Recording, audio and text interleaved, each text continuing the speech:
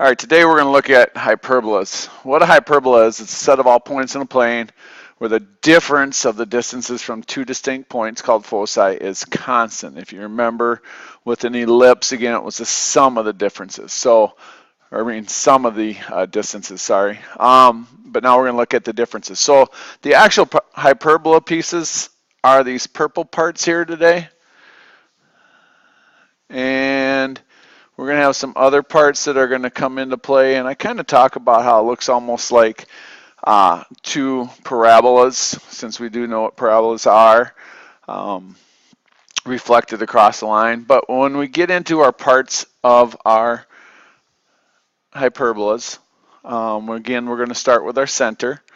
And what we're going to do is we're going to find our center first, just like we did with an ellipse. And from there, we're going to find those distances from our denominators like we did with an ellipse, and they're going to help us build this box right here. Okay, that's going to be part of what we want to do, because then what we're going to do is we're going to draw the diagonals here through the center, and these are going to be our asymptotes. Okay, if you remember from rational functions, again, asymptotes are those lines which our graph will get closer and closer to, but we'll never quite get to. Then we're going to have, again, our vertices. These are going to contain a point on our hyperbola and where we're going to change the direction.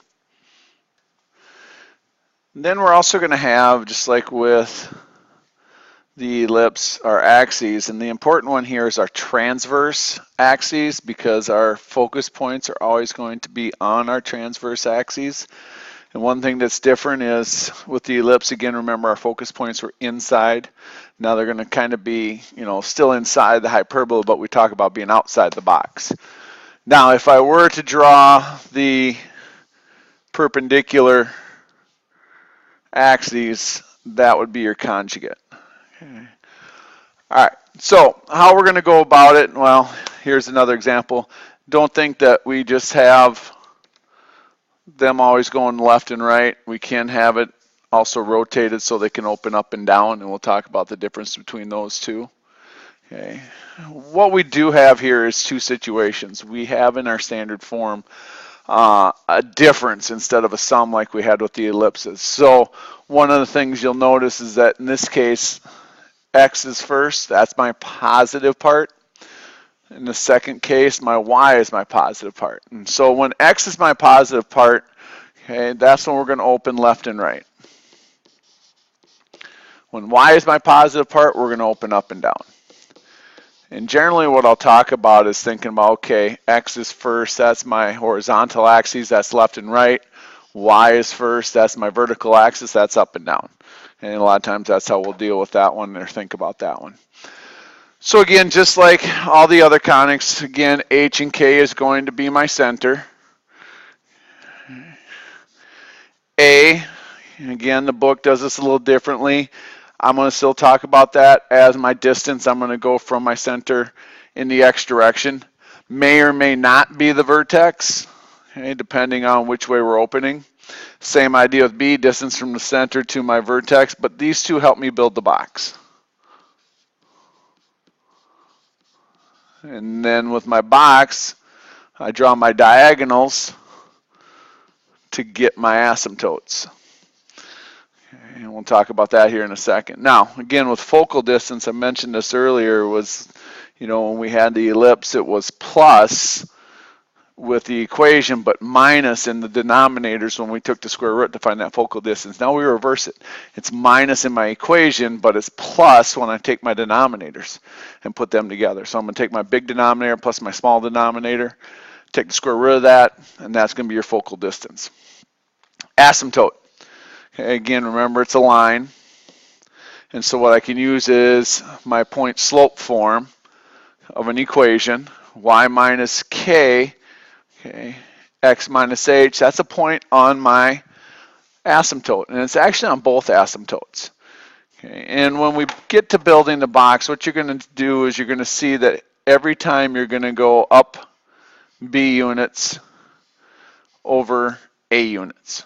Okay, so that's where the positive part comes in.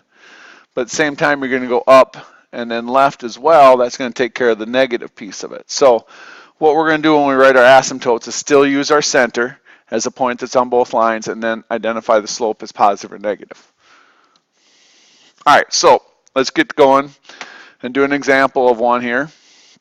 Okay, number one, we got to get our center. And here you got to be very careful, because here's the common mistake. Okay, because we see that 5 first, then the 2, so we talk about our center as 5, negative 2. It's got to get recognized that here my x is actually in the second chunk. So your center, your h is what's with the x. Your k is what's with the y. So my center is actually at negative 2, 5. Okay.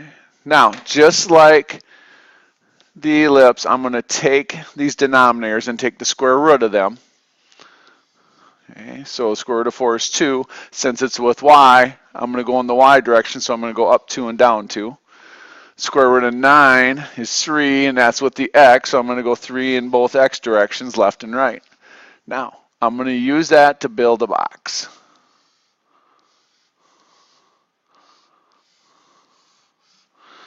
Okay.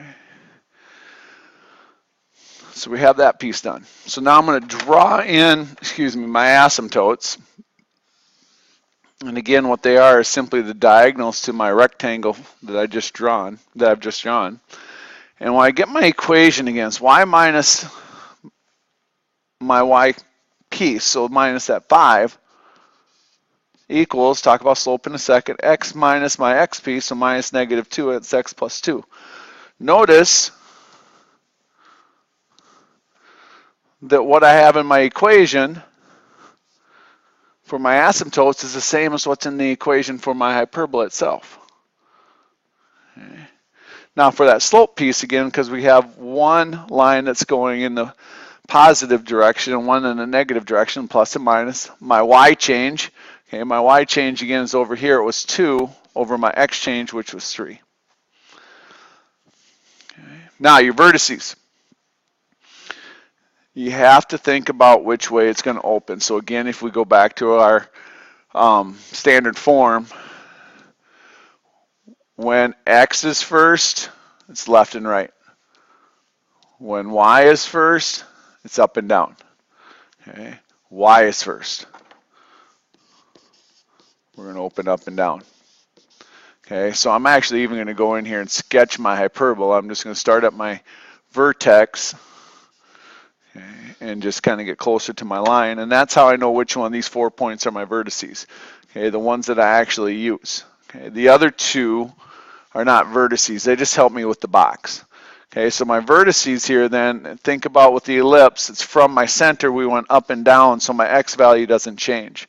So I went up, I went up 2, so from 5, that'd make me up 2 would be 7, then I went down 2 to 3. And now we need my focus points. Okay, so again, square root. This time I'm going to add, I'm going to change that sign, my denominators. So 13, square root of 13.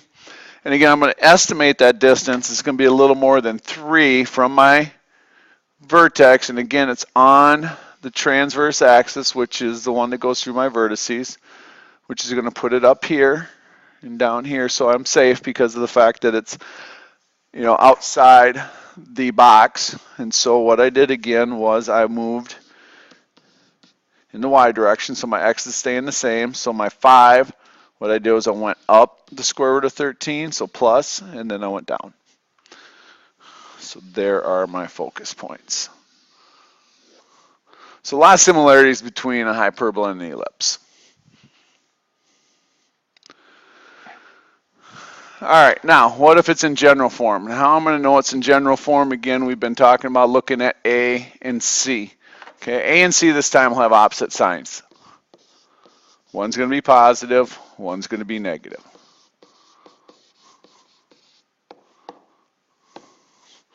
Okay, so, for instance, if we started here, I'm going to go follow all those steps that I've been dealing with the whole time, where number 1, I'm going to put my x stuff together,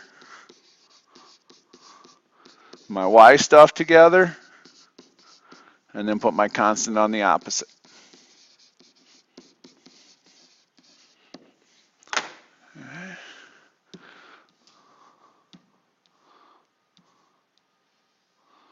All right, so I got my 4x squared minus my 40x minus 9y squared plus 36y. And I'm going to put the positive piece first. Okay. Now, just like an ellipse, what I'll do then is I'm going to factor. I'm going to get my quadratic coefficients to be 1. Okay, so with my x's again, I'm factoring out the a, so I factored out the 4. Now, with the c, okay, in this case, I have to factor out a negative 9, and what you have to be careful of is I'm dividing that 36 by a negative 9, which means I'm going to have a minus 4y in here. Okay, so that's a place where you want to be careful because that's a common error that happens, that we forget to take the negative out of the linear piece. So when we go in and add to both sides, again, we want to think about distributing. Okay, I took that 4 times that 25, that's where this 100 comes from. But in this case, again, it's a negative 9 times that 4, so it's a negative 36 that we're actually adding to both sides. And so now what we do is, again, we rewrite that trinomial to a perfect binomial squared. So you're taking the x squared plus the bx plus c to get x minus h squared, and then the same thing with your y. Combining the stuff on the right side. And then again, we want to get my constant to be equal to 1. And so what I've done is I've divided everything by negative 36 in this case.